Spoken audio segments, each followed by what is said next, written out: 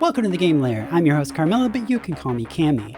I didn't expect so many people to get into a 20-minute video about walls and grids, but here we are. I'm glad you all liked it. I'm smooth. This is the Castle Ravenloft board game. Pause for the thumbnail. So our intention is to craft this entire board game so the game can be played entirely with 3D props. So it's going to be all the tiles we need, all the traps, all the tokens, everything. This is going to be a pretty sizable project, so we're going to need to make sure that we've got a solid plan going into it so it doesn't turn into a disaster. When I originally purchased Castle Ravenloft, it was because of two major things.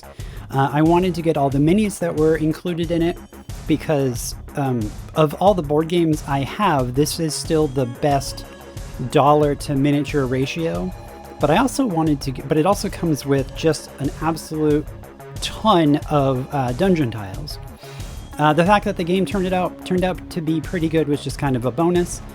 I never ended up getting to use the tiles in game because I switched to a different map option, but I have used the miniatures a ton. So what I want to do while we're making this game is make it so that those tiles are usable outside of just the board game. In order to make sure we know what we're doing, we're going to need to take a crash course on the gameplay mechanics. This is not going to be a deep dive on all of the game rules and how to play. It's going to be just what is applicable to our build. So let's go down to the table and we'll get started. Clear off our workspace. How'd that get in there? That's weird.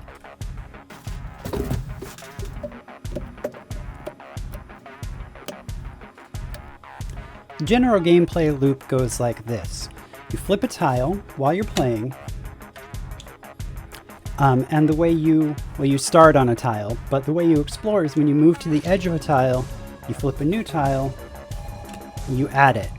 When that tile is flipped, a monster is drawn. Only one monster card. A monster card is drawn. I guess so you can actually see that. A monster card is drawn, and then that monster spawns on the new tile, and you have to fight it. This has the arrow determines the orientation of the tile as you explore, and if the tile, let's see if I can get one. I didn't prep ahead of time. Here we go.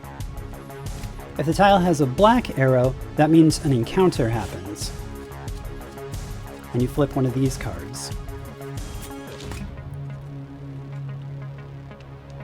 Many of these cards are traps. When you draw a trap card, you flip. You take one of these little tiles.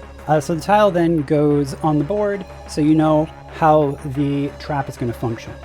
And what I want to do is I want to make, we're going to craft all the tiles that we need, and we're going to craft all of the traps to turn them into some sort of 3D design.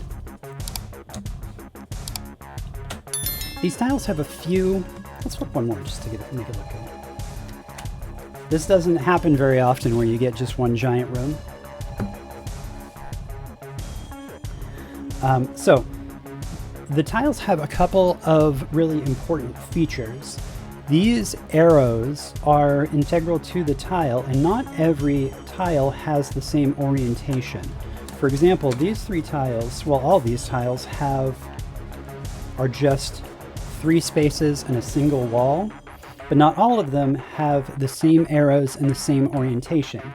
So we can't just make an individual tile and paint on the features or the arrows, and also these little bone, they're supposed to be bone piles. When you reveal a tile, it shows you where the monsters spawn. The arrows also help the flow of the game. So if you have, let's put this back the way it was.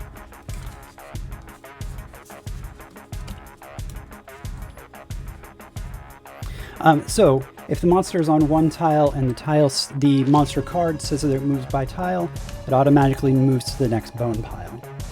The bone piles are in different places as well, so my idea is to make tokens for the arrows and for the bone spawn piles. I've got an idea for the arrows, but I'm not sure what to do for the spawn tiles.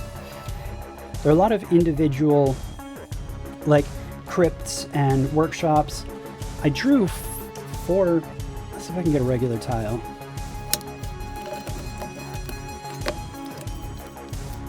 Not all the tiles have some sort of scenery on them. So in addition, there are special tiles. The way the game works is you shuffle in a particular special tile based on the adventure that you're playing, and you keep exploring until that special tile pops up. So like in this particular case, it would be the secret stairway. Once that tile pops up, it spawns the last encounter of the adventure. So we're gonna meet in blah. So what I would like to do, what I'm thinking I'll do, is create a bunch of blank tiles. So the tile this would be a corner piece tile, this would be a one wall tile. So we'll have a bunch of blanks, and then we'll make tokens and scatter terrain for the special features. There are some tiles that are unique. Like this one, the fetid den, is a different color. This one, it's not really showing up very well, but it's green compared to the gray of the other tiles. There, now you can see it. So this will have to be a special tile. There are some other tiles that are unique that we'll have to craft those kind of special. Now that we have the crash course in the rules underway, we can start making a more detailed plan.